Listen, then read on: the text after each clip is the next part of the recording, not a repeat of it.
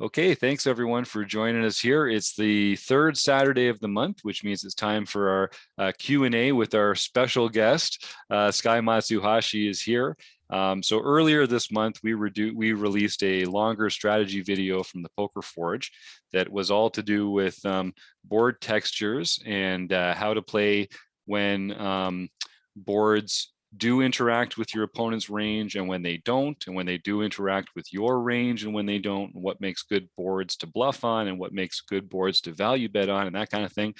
It was a two-part video where we talked about a lot of the theory behind it, and then we watched Sky do a focus session where he played through his typical six max cash game and used some of these lessons that we talked about in the strategy video to help him make some decisions in real time in the game. So first of all, I just want to say, Sky, this is great. I really get a lot out of these videos. This one's maybe one of the favorites of mine that we've seen so far, because it really got into some of this bread and butter stuff that we talk about all the time, where, you know, recreational players, there's a few spots where they can really make some big gains. And I think board textures and then how we approach that when it comes to sizing and ranges is a really big part of it. So first of all, thank you so much for sharing that with us, of course, and for being here today. And then also, can you just talk a little bit about the importance of board texture? Because I'm not sure if everyone here had a chance to watch the video or take some of those action steps or not, but just talk about how you approach that kind of thing, that concept. Yeah, absolutely. Board texture it's of critical importance. When you're a very beginner player, all you care about is your cards and the board, right? But you never think about how your opponent's range, because you're not playing the player, you're just playing your cards and whatever you flopped on the flop, right? But it's critical in order to play the player and make your best decisions against them. You have to have their range in mind, but also couple it with the board. And as they're making their plays, if it's a really wet board, you got a fishy player and they stick around, there's a good chance they have a draw or maybe some kind of a pair or something. And just the better you understand board texture and how it interacts with ranges, and it takes a ton of practice, not just with Flopzilla, but also in game, thinking about, okay, my opponent called my 3-bet. He's got tons of broadways. There's a queen and a 10 on that board. He hit things pretty well right here. Probably it's going to be hard to bluff him off, you know? So working off the felt and then practicing it on the felt as well is what it takes. And in the video, because I know you really encourage active learning and active study. So you referenced a Word document that has a bunch of different ranges and then sort of like different boards that you break them down into different categories of boards. So I think, and Doug, you had a point about this earlier, we were chatting offline. I think if people want to get the most out of this kind of stuff and to work with Sky and to get some of these in-depth resources, you probably should go visit the Poker Forge. So Sky has this training site where you can work with him directly every month. If you go to rec.poker/resources, you can find a link there. Or if you just go to thepokerforge.com and use the code RECPOKER at sign up, you'll get a discount there as well. And it'll tell Sky that we sent you, which I always appreciate. So if you want to get, and Sky has a ton of these tools and resources. I have a copy of this Word document from a webinar that you did a couple of years ago, Sky, that I really enjoyed. And it is a great tool. And you use it well, here, I guess I'll just say this, and then if anyone has any specific questions, we can get into that. I like the way that you use this as like a visual aid while you're playing. And basically it's just a combination of the Flopzilla chart, the Flopzilla grid with the range visualized, and then a breakdown of the different kinds of board textures out there and how they intersect. So yeah, if you want to show it right now, I have it pulled up on my computer. I can share my screen. That would be great. Yeah, that would be a great way to illustrate it. Perfect, Sky. Yeah, just you should be able to share screen at the bottom there. You've got it's already allowing. Oh, sweet. Yeah, it should be. Awesome. Okay, perfect. Can you guys see that? I can see it. Okay, great. So what this is, it's we're looking at one specific calling range, and this is a Word document that you can download from the Poker Forge, so you can make the range whatever you want: a 3-betting range, a 3-bet calling range, an open raising range. whatever you want. But for the document, because we are trying to be the open raiser more often than the caller, if we're open raising constantly, our opponents are on calling ranges. So that's why this whole Word document is built around a 30, a 10, a 20, and a 50% calling range. So that's the first part. That's why I focused on this.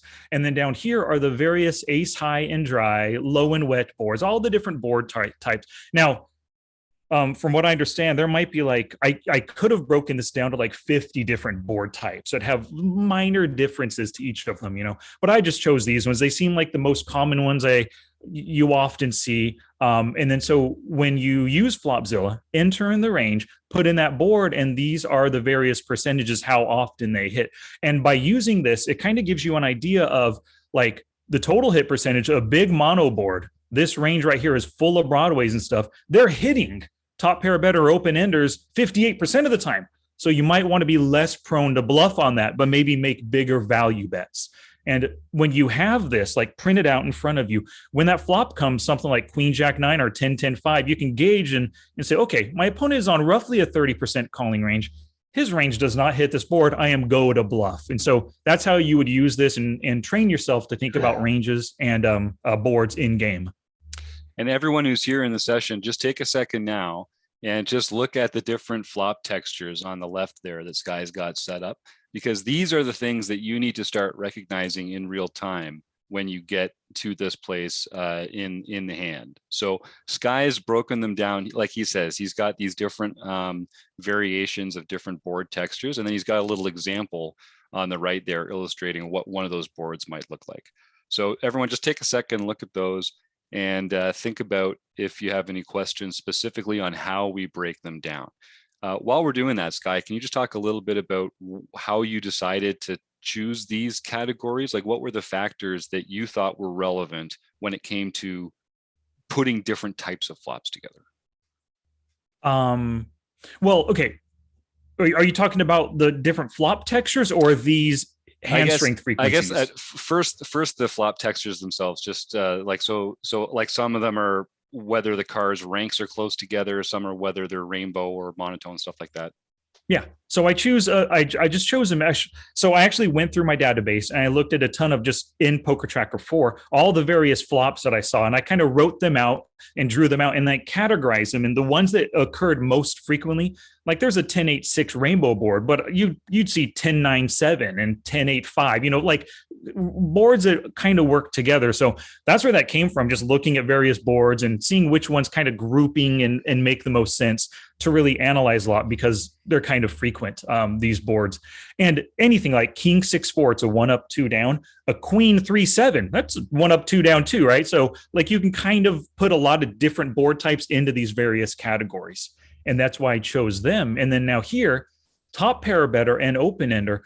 Players love to stick around with an open-ended draw, right? And it's really hard to get them to fold the top pair as well. So if somebody hits either one of these, your bluff is less likely to succeed. So I wanted to see, like, for example, over here, which one was I looking at? Okay, this is interesting. The low and wet board, 7-5-4, right?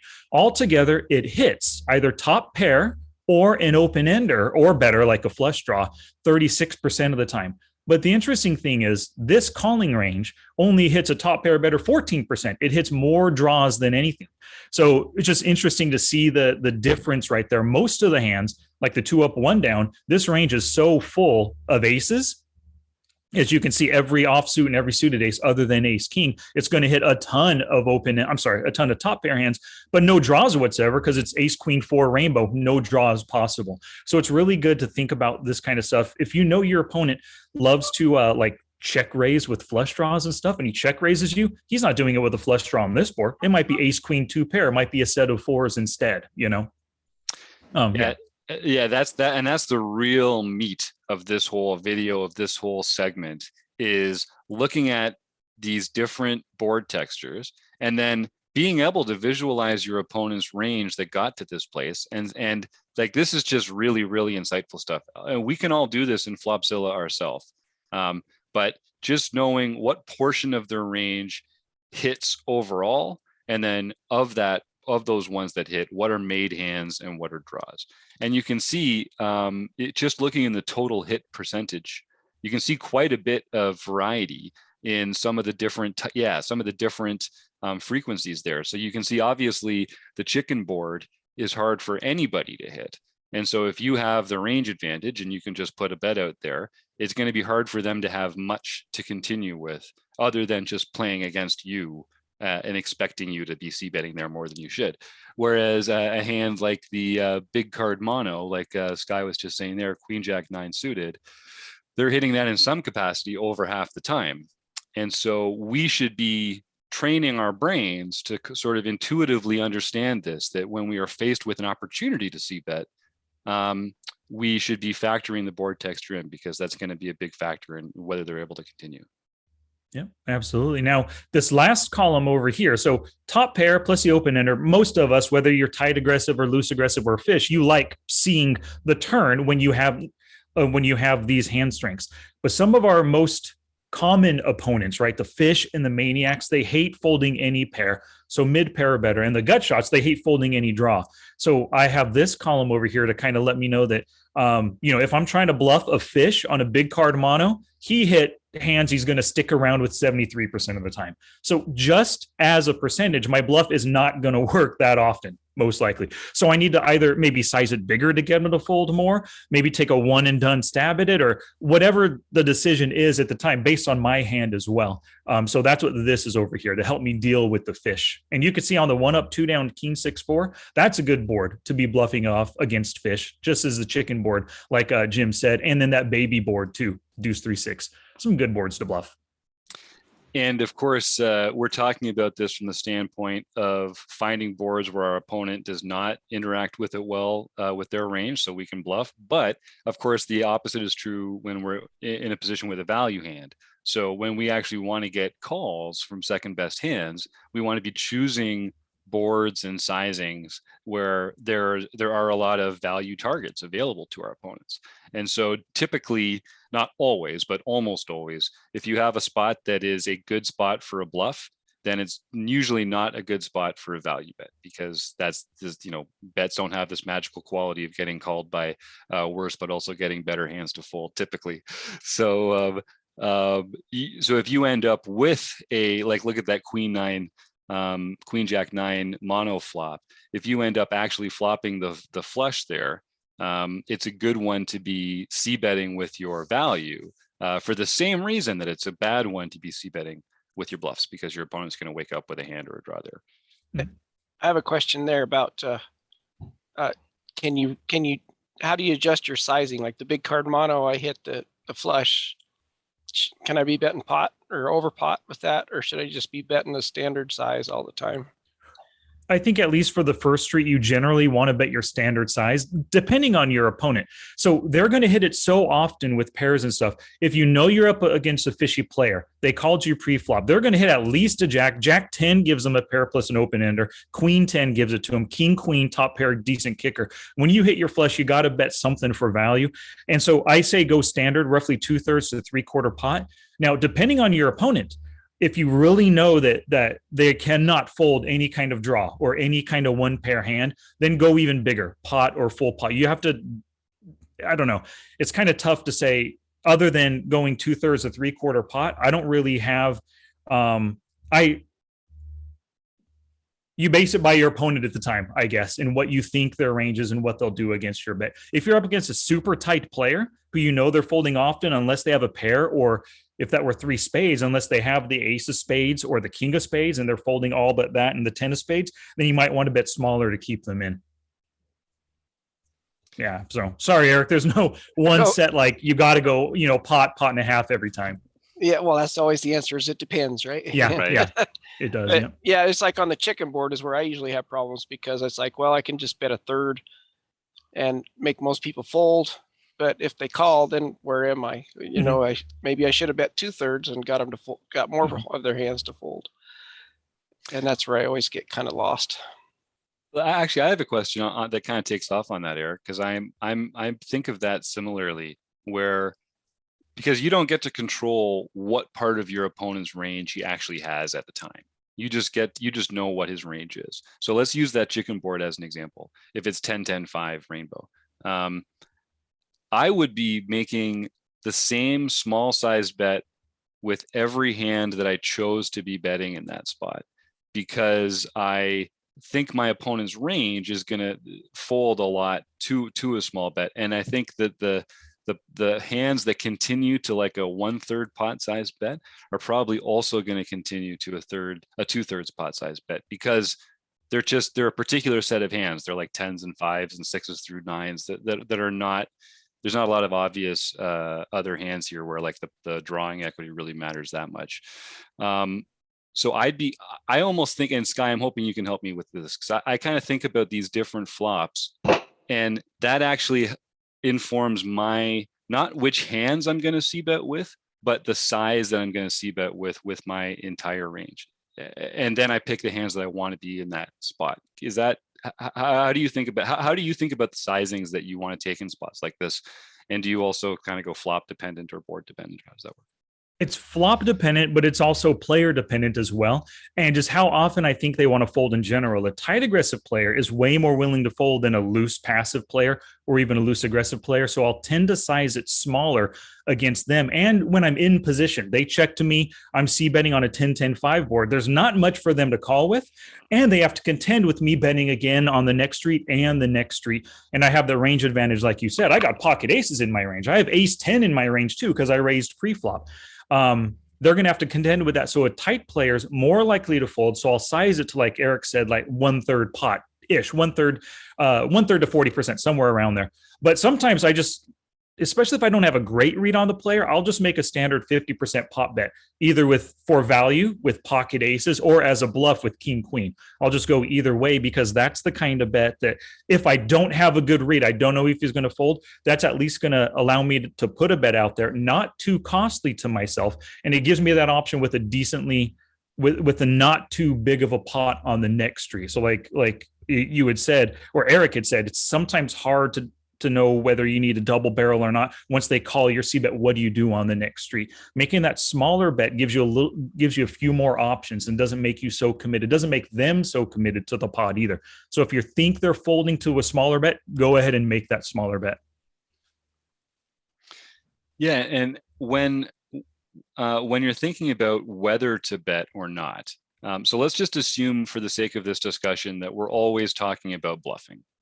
Because that's kind of, let's just simplify the conversation a little bit. So we're talking about c bets where we don't make the board, and we're mostly just trying to get our opponent to fold on the flop.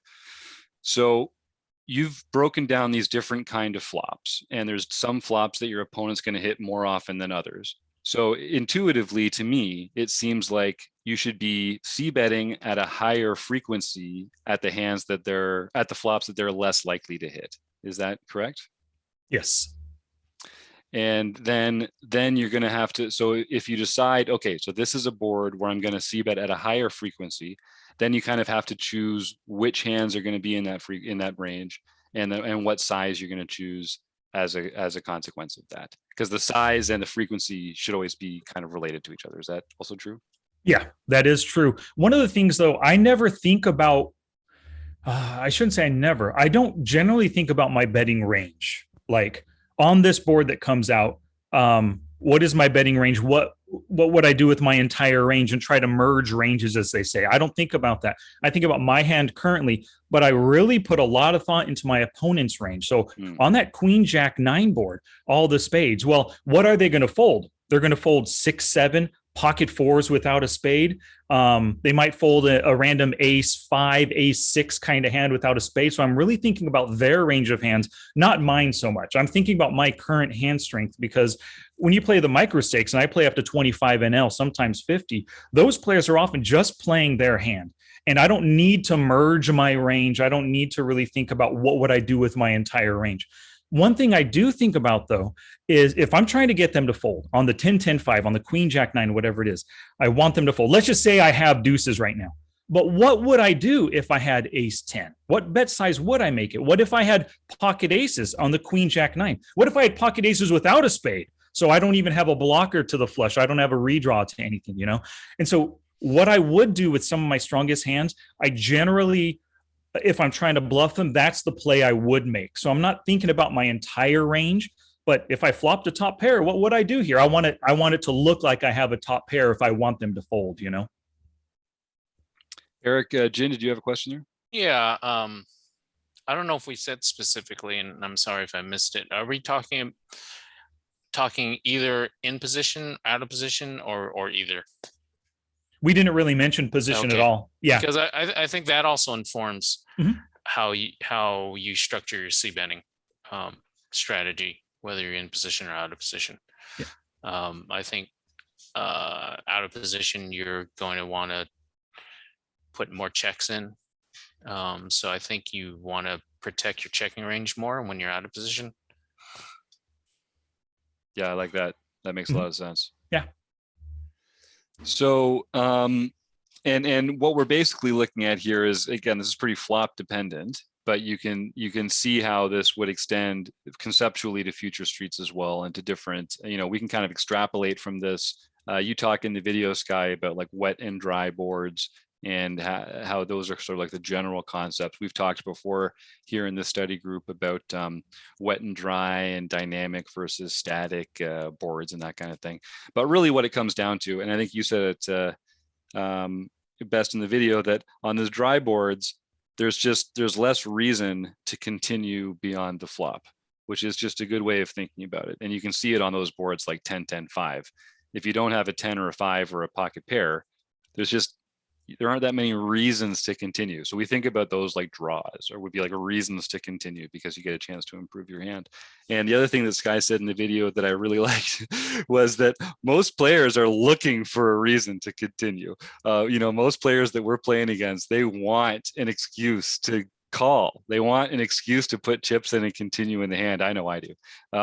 So, if you can find these situations where they really don't have that a good reason to do so, I guess there's two ways to look at that, Sky. We could, if we have a very nutted hand, we could try and like bet small to get them to come along anyway, if we think that that's an exploit, or we could check and hope that they catch up or something like that. I guess those kinds of exploits are going to have more to do with the strength of our own hand, and how vulnerable it is. Is that right? Absolutely it is. Yeah, your hand really does matter.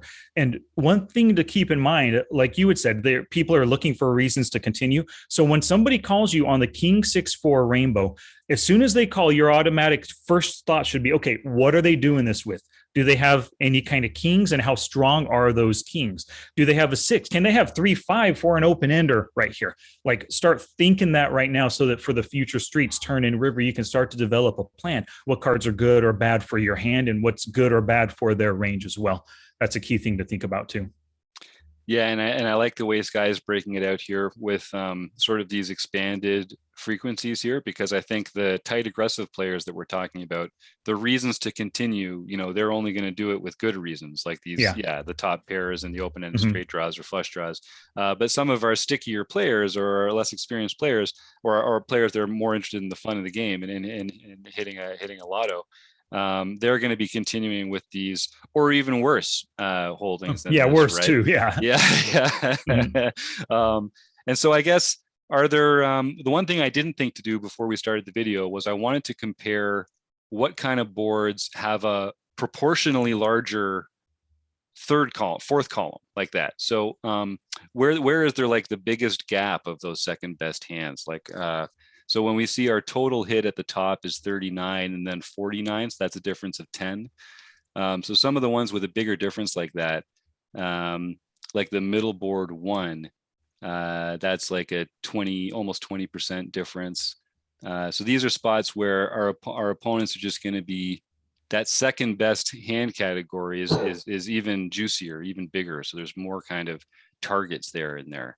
Yeah. And the wetter the board, or you used the word earlier, dynamic versus static, just the more dynamic the board is, the more reason for them to stick around, because it's just there's so many ways for them to hit whatever kind of draw, pair, trying to draw to a 3 of a kind, whatever they're thinking in their head, they can hit on the next street. Just the more wet that board is, more dynamic it is. You got to be aware of that. One of the big ones is the ace queen 4. It's a rainbow right here, but you go from 39% up to 66%. This is just based on that 30% calling range too, right? The different ranges hit these things differently. So the first thing is when your opponent calls you pre-flop, put them on one of these calling ranges, whatever you think it is. A super loose player would be calling you here, right? And then so these percentages change down here. And as you can see, I actually opened up my completed range and board interaction. In the Poker Forge, I give you a spreadsheet here that only has the 30% range completed. I went through and completed just for myself, of course. I wanted to see it, but if anybody had questions, I wanted to see. And you could see, like, when somebody calls you with a 50% range, that big card mono, 77%, if they're a fishy player, you're almost never getting them to fold. But that's a good thing when you hit that top pair. When you flop a flush, go for a max value and be betting big right there against them. Yeah. And yeah, go ahead, Sky. No, I was just going to say a lot of them, like 23%, you'll see a jump right there, hitting it more frequently. Like 20 to 23 are the biggest jumps, I think, on these sheets, 37 to 60 as well. And those are going to be a lot of those like third pair or pocket pairs lower than the board, or, you know, backdoor draws and things like that, where they're just not really getting the right odds to continue, but they're going to continue anyway because they're sticky players. And so that's actually a source of profit for you as a player. Like anytime you can find places where people are continuing when they shouldn't, that's money in the pot that has to go to somebody. So I guess I have two questions for Sky. I don't know what else people want to talk about here, but the first would be kind of strategies for choosing your sizing in those circumstances. So, and then sort of like how we use that to exploit these different player types. And of course, I feel bad for Sky because he comes in here. We could talk about player types, we could talk about board textures, we could talk about sizing, but it's like they're all so tied into each other that I feel like we need to touch on every one every time. So and again, your own hand strength as well. So now that we've kind of touched on all this stuff, and then I'll open it up to some questions from the panel. What are you thinking about when you try and choose that sizing? What leads you to what you think is like the right size for the spot? There's two things that are really important. The first is what are you, or why are you c-betting? In general, you're c-betting for value or as a bluff. You want them to fold, or you want them to call a re-raise and get you some value. You don't, I mean, when you say value, you don't necessarily want to re-raise because maybe he has a set and you got top pair, right? But you want him to continue with worse when you're value betting. So the first thing is to know what you're going for, because sometimes we get to the flop, oh crap, I don't know what to do. I got second pair. I guess I'll bet here. And you just bet without having a clear, defined reason. So that's the first thing. Know whether you're value betting or bluffing. If you are bluffing, you generally want to go as low as will get them to fold. So I can't remember if it was Eric or you, Jim, earlier, but when you're making it 1/3 pot, if you think he's folding the same frequency at a third bet, a third pot sized bet, or a 2/3 pot, go with that 1/3. You're saving money in case you're wrong, in case he has a 10 on that 10-10-5 board, if he's folding just as frequently. So try to go lower. And I generally don't bet anything less than 1/3 pot. That's really the lowest I'll go, because I just read so much weakness when players bet one big blind or 1/4 pot. 33% is pot is where things start to get potentially a little bit serious. So that's the lowest I'll ever go when I'm bluffing. But I'm often going 50% pot to 60%, or to 2/3, right around there is my standard size. And I'll often make it 50% if I just don't really know much about the player, but maybe I have a value, maybe I want him to fold, but I got to put out that first bet. And going to Eric's point earlier, when you're in position, I'm more likely to make it a little bit smaller because I got that positional advantage. And he's just more likely to fold against me because he doesn't want to see my turn and river bet in position again. But when I'm out of position, I really want him to fold. I'll do one of two things: make it a little bit bigger, 2/3, 3/4 pot, or like Eric said, check, so that I'm not putting myself in a bad spot. Because what if I really want him to fold on the 10-10-5 board? I make it 2/3 pot on the flop. He calls. Crap, what do? A deuce comes on the turn, right? Do I double barrel again with my king queen? What if he has a 10? I'm just giving him value. I don't know what to do.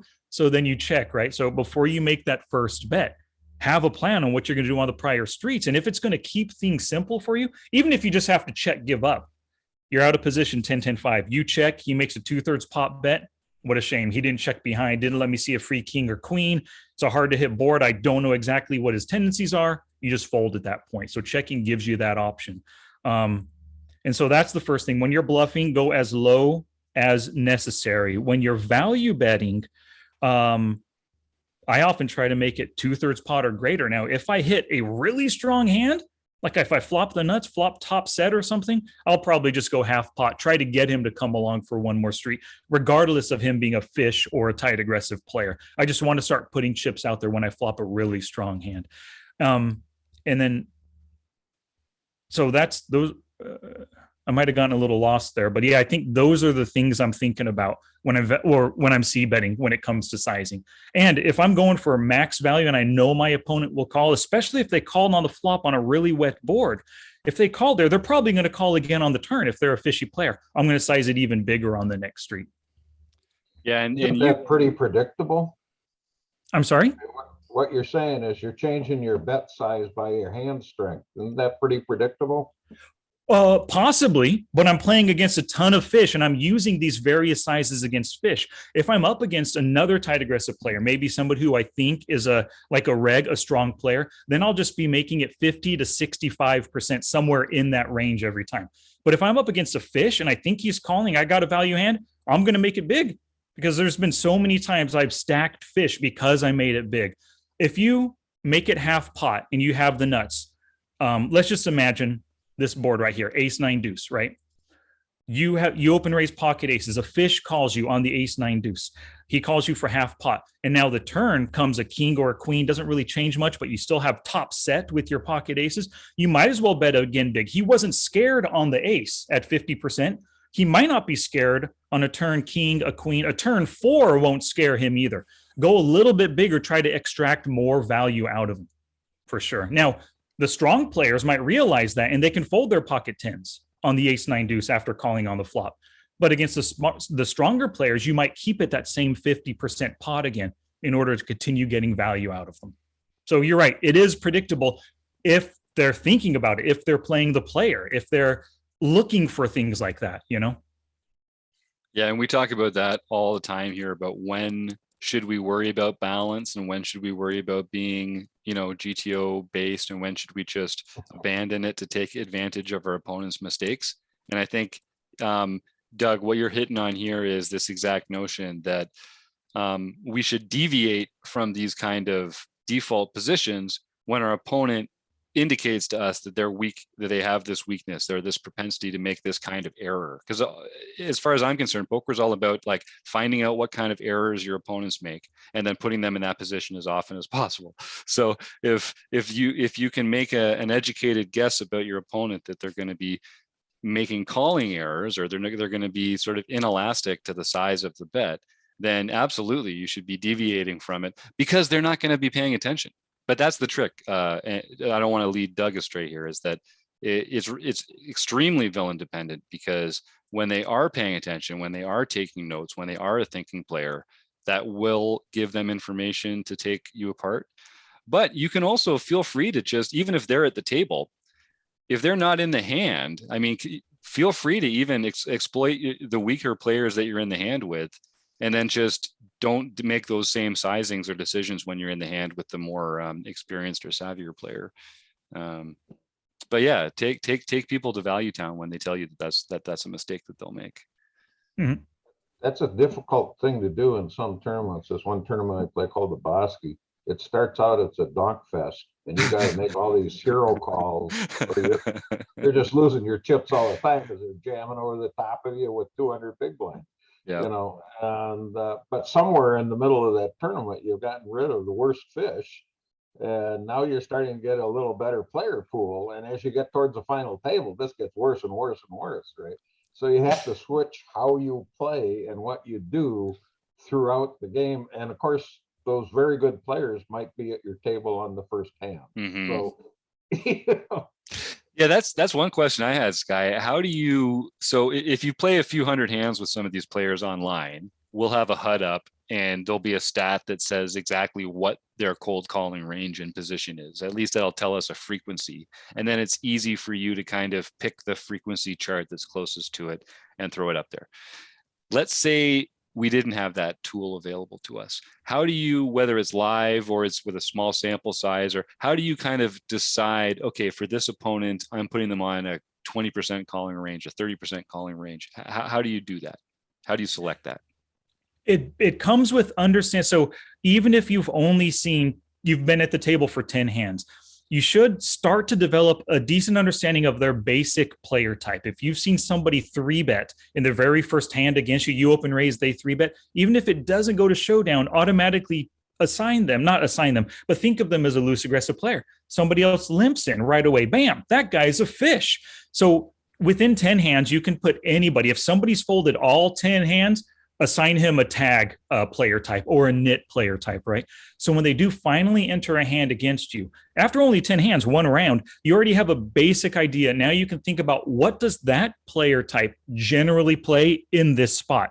I open raised, he called on the big blind. A tight aggressive player might only have a 15 or 20% calling range. A fish, somebody who limps a lot, will have a 30, 50% calling range, right? So that's how I do it. Understand just basic player type, and then play against the population, how they've played their hands in the past.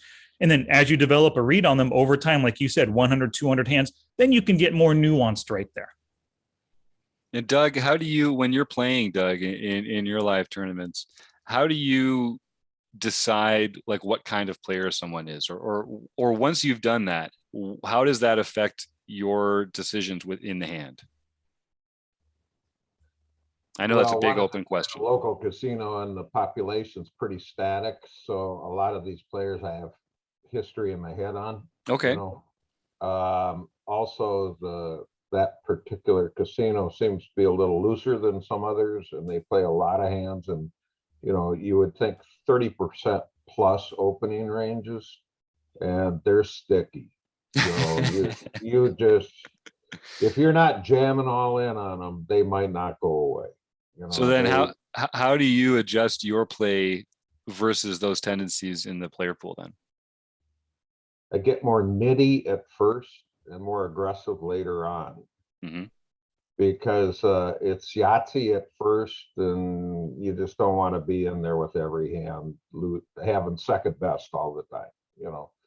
So once we've got a little bigger stack size and we sorted out, now you can,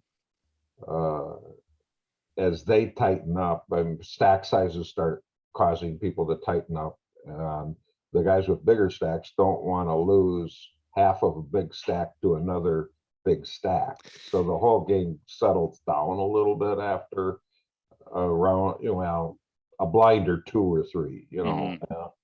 And I can see, yeah, go ahead, please. Yeah, anyways, then I just get to a more normal range and play these guys. You're playing the player an awful lot, because these are multi-way pots, mostly, at least to the turn and often to the river. It's very sticky place. You know. And I guess based on what you're saying, then you can see how the play on the flop itself becomes really important, because when players are getting there with kind of more defined ranges later on, you're going to get a chance to put them in some uncomfortable positions, and maybe I guess you're going to be uncomfortable yourself when some of those ranges are wider earlier on. That makes a lot of sense.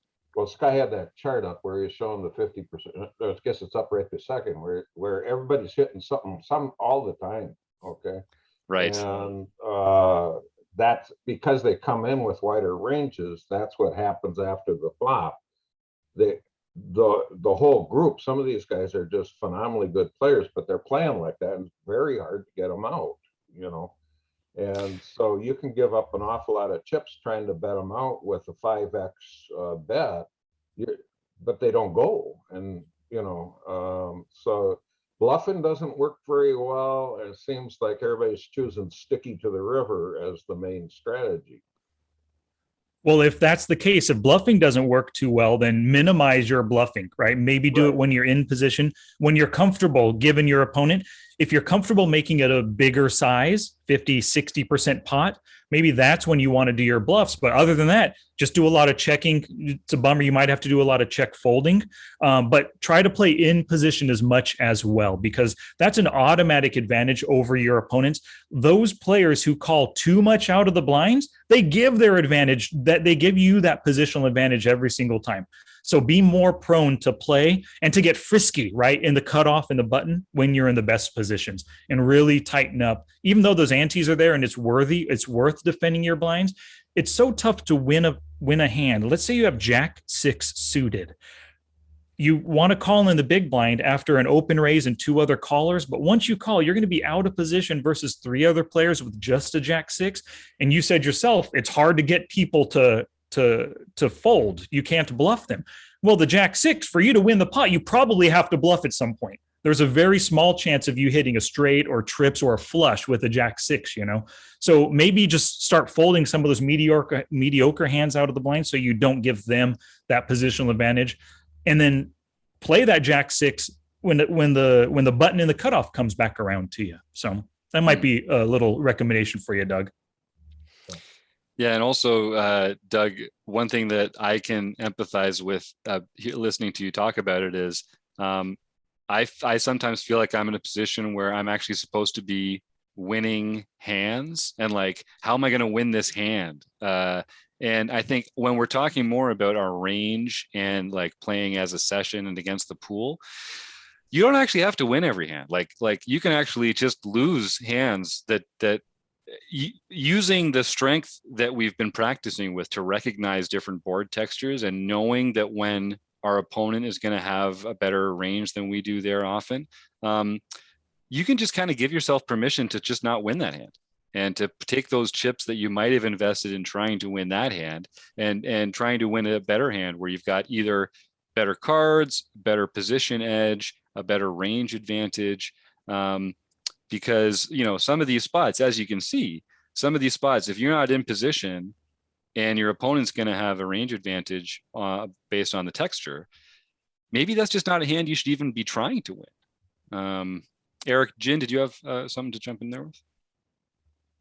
I did, but I forgot it.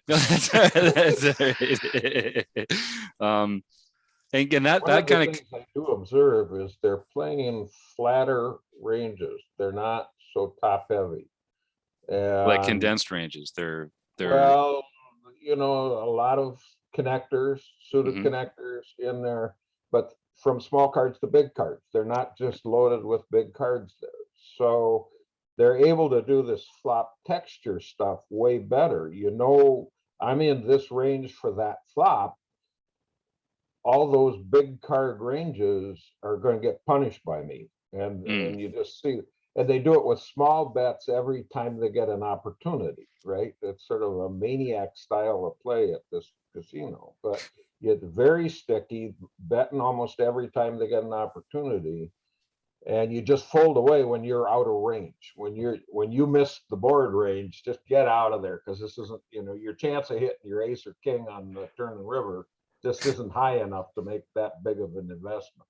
And so on the other hand, if you come in with a little, and I'm trying to do that, I'm not very successful of trying to come in with these flatter ranges that have more middle cards and have more small cards, so you can be at least part of these pots more often. I remember my point now. do it. So in multi-way pots, you have to win them less often to still be profitable, right? If there's 5 people in the hand, if you win 20% of the time, right, you're breaking even. So if you even win 25% of the time, you're profitable. You should be profitable.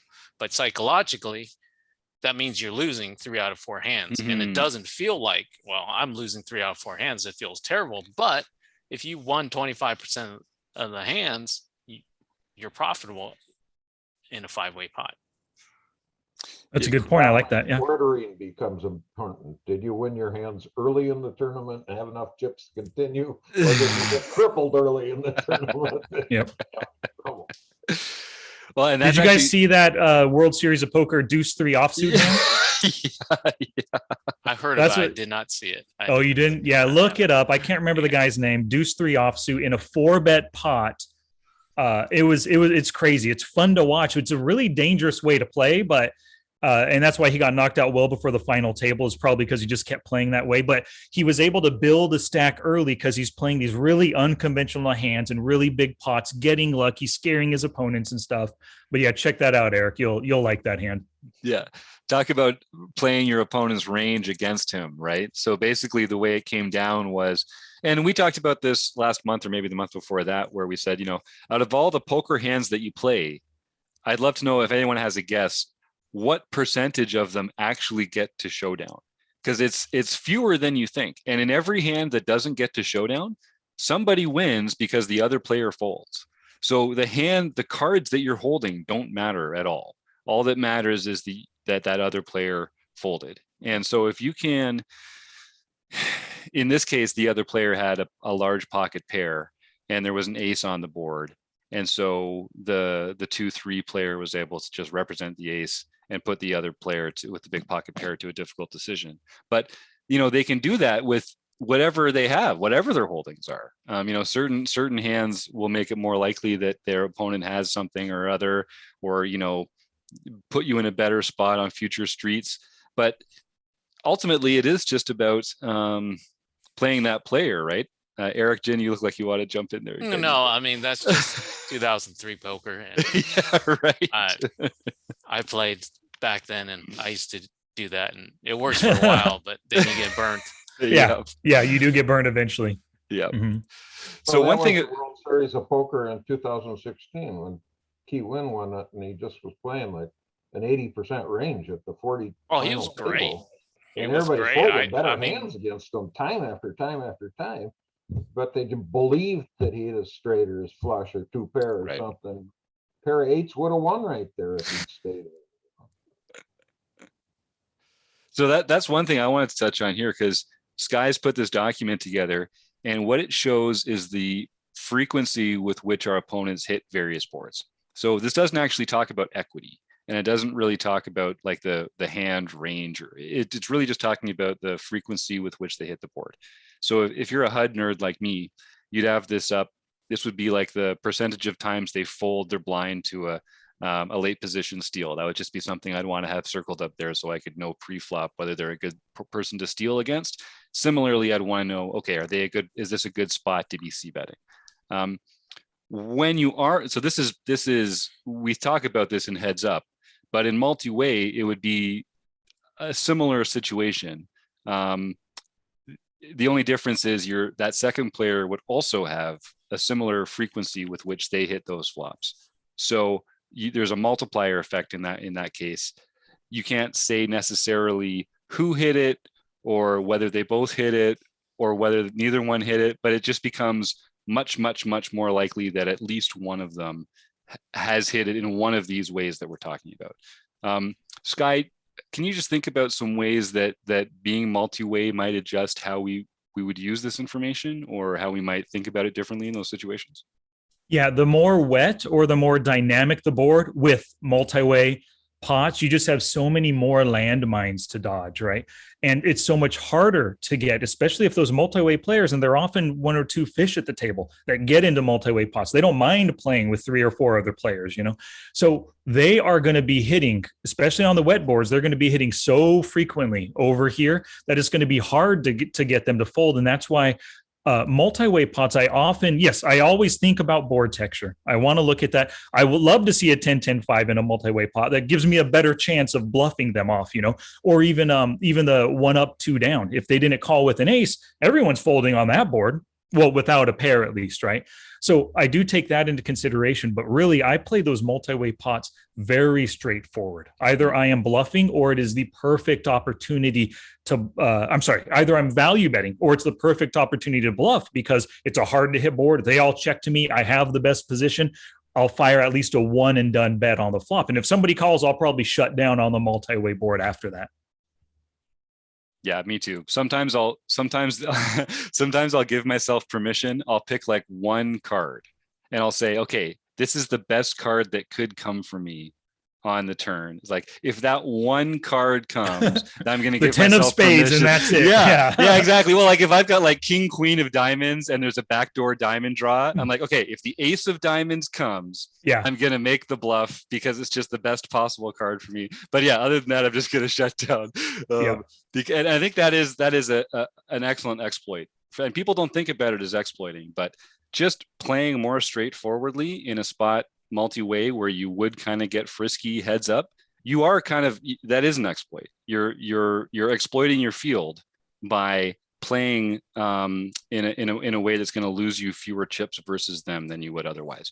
And people don't think about checking and folding as exploits, but they're absolutely weapons that you get to use in your fight against these other players. Because if you can lose fewer chips in a hand where the pool would, if you're not just reciprocally spreading those chips around, then you're putting money in your pocket. Tommy Angelo. Yeah, Got a he question knows for these. Sky. principle. Sky, I was doing one of your quizzes and it had a whole bunch of questions about multi-way pots and ranges.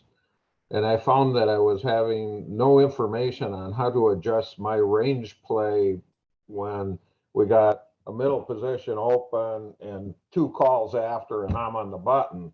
Now what do I do? How do I,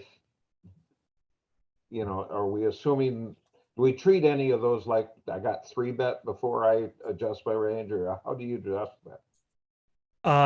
So I will adjust it by thinking about whatever hand I am dealt. So,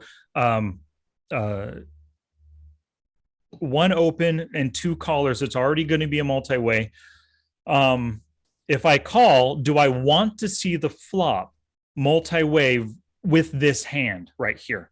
And if I don't like the spot, if I don't like the opponents I'm up against, giving them a range advantage going multi-way, if I know it's going to be a tough spot to hit, I'll just fold hands in my range. In that instance, if I don't like what the flop situation is going to be, especially if I'm thinking about calling out a position. You mentioned on the button, so that's the best position. But oftentimes this kind of stuff happens. You're in the blinds and you're thinking, oh, should I call with a Jack 10 suited here? Not that that's a bad play or not, but you always have the option of just folding, like Jim had said, just exiting from a bad situation. Because even if you hit your Jack or your 10, it's not the best kicker in the world. You still have 3 other players in position against you. You might just check call all 3 streets and hold on to your butt and just hope to win at the end. So if you think that calling puts you in an ugly spot and you don't want to deal with it, just fold the hand. And so that's how you would adjust your range that way. What you could also do is turn some of your calls into 3 bets instead to get yourself potentially win the whole pot right there, or get yourself heads up against one of those players. So if somebody opens for 2.5, 2 players call, there's already 7.5 big blinds in the pot. You're on the button. 7.5 plus 1.5 from the blind. So there's 9 big blinds total. If you think your ace jack is a good hand to attack one of these players with, make it 10, 12, 13 big blinds. Try to get everybody to fold. But if one of them calls, at least now your heads up in the best position. You have a read on their 3-bet calling range, and now you just play your post-flop poker and, utilizing something like this in board texture to help you make those post-flop plays. But it's so much easier if you can avoid that multi-way and attack somebody heads up. Yeah, and 3-betting is such a good way to accomplish so many things. So it thins the field, so you're more likely to get heads up. It gives you range advantage. It caps your opponent's range. So when your opponent calls the 3-bet, it should be much easier for you to sort through all the different combos of hands they could have because they're starting with a tighter range. So when you're in the spot that you're describing, Doug, it's not like you have to take every hand that you were going to call with and 3-bet with it instead. Call with some of them. Call with the ones that make perfect sense to call with. 3-bet some of the other ones and fold some of the other ones, and you're going to end up with a smaller calling range that's going to have more of those like prime calling hands in it. And we can talk about what those might be, but like pocket pairs and suited Broadway, maybe stuff like that. And then you're going to end up with some of those 3-bet hands you're going to get folds pre-flop. Some of them you're going to end up winning the hand post-flop. Some of them you'll lose, but you were going to lose some of them in those spots where you were calling anyway. So sometimes when we talk about 3-betting more, I think players feel like, oh, well, I can't call here, so I have to 3-bet. And that's not really true. It's just with the parts of your range that make good candidates for that, just call less turn some of them into 3-bets and turn some of them into folds too. And there's nothing wrong with that. And that's when your HUD comes in too. If everybody's got a fold to 3-bet of 90%, then just raise it up. Yeah. You know? Yeah. And if you're playing online and you don't have a HUD, I mean, you're losing, you're giving up an edge that other people are going to have. And so it's not like you can't win online without a HUD. But you're giving up, Mario Andretti doesn't need the best engineering team in the world to drive his car really fast and to beat other people in a race, but it sure helps. And that's the same goes for out there. Don't give away that free information. Absolutely. Yeah, well, I know you're on board, Sky. Mr. HUD, Mr. HUD down here. Yeah. Mm-hmm. Well, and one of the things, like, it's just so funny. I occasionally get people emailing me and they'll tell me I don't want to use a HUD because I don't think it's real poker. I can't use a HUD in live poker and it gives me an unfair edge. And it's not an unfair edge. If you're playing live poker and, your friend Bob tells you how Susan plays over there, you're going to happily take Bob's information on Susan, right? And the same thing, it's not unfair to everybody else if you have this information, because online, anybody can get a HUD. And anybody can learn to use it, right? But if you learn to use it sooner than them, more often than them, better than them, then you have that informational advantage, like you said, and it's a critical part of online poker.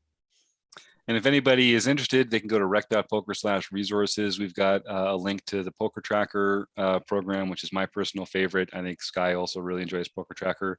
And we've got some HUDs that you can download through that program as well. We've recently added a Poker Tracker for Replayer theme in the Rec Poker world, so you can get some fun logoed colored ones like that. And Sky's got a ton of really high quality HUDs available. And Sky, do they buy those at the Poker Forge, or do they go to Smart Poker Study for the HUDs? Smart Poker Study, they would go. If they're a Poker Forge member, they get discounts on those things. Okay. Yeah, awesome. The Smart Poker Study up in the tools has it. So if anyone else has any other questions, now is a good time. We are getting to the end of the hour. So while folks are thinking, I'll just say that thepokerforge.com is Sky's membership site. He does, so obviously there's the podcast, there's the YouTube channel, Smart Poker Study. The world of Smart Poker Study itself is wide and large, and there's a ton of great material in there. Not only resources like this document here, but lots of visual aids, cheat sheets, ways to do some quick math in your head. Lots of really, really good resources that can accelerate your poker training. And then also at the Poker Forge, more training videos and more sort of high level strategic analysis of how to take your game to the next level. And like I say, go check all that out. If it's the free stuff, you're going to do really well for yourself. And if you're checking out the Poker Forge, use the code RECPOKER and get a little discount.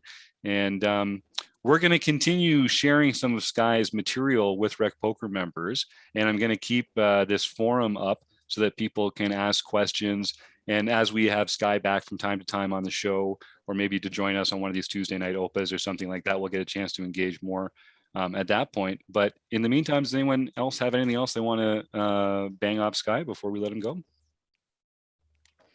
All right, well, then we'll catch you on Twitter, my friend, and on the show and at Smart Poker Study and everything else. Is there one thing that you'd like to leave people with between now and Christmas, one step they can take, or one project of yours they can sign up for, or anything like that, one thought to leave us with? Yeah, just if you go to my homepage, smartpokerstudy.com, there are free cheat sheets, 3 of them right there. Just whichever one strikes your fancy, or all 3 if you want. Go there, download them, and start using them to start improving your game. Mm-hmm. Yeah, do it, folks. So go to smartpokerstudy.com. And if anyone who's watching this later has any questions about any of this material or about working with Sky, you can email me directly, jim@rec.poker. I've been picking Sky's brain for years as I put my own, poker journey together. He's a great resource, very generous with his time, a great follow on Twitter, and just a prolific content creator when it comes to all this great poker stuff. So thank you again, Sky, and thank you, Kevin, Eric, Doug, for joining us today. Maybe we'll see you in the forums, and if not, just somewhere else sometime real soon, I hope. All right, take care, gang. Cool means. Thank you all. Take care. Thanks a lot, Sky. Yep, see you.